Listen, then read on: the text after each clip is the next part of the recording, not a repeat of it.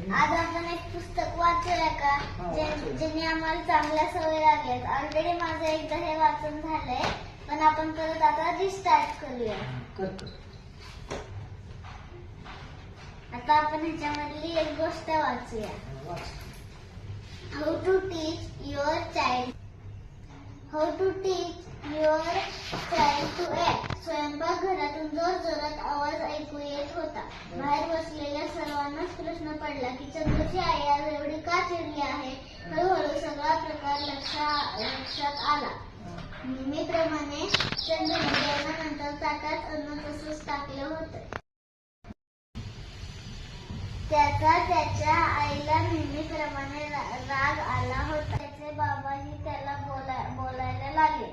कळत नाही का किती महागाचं अन्न आहे. लोकांना जेवायला मिळत नाही आणि तू इथे अन्न टाकतो आहे.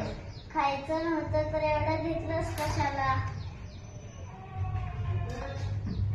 मला वाढलं त्याला मी काय करू. चंदूने प्रांजळपणे उत्तर दिलं.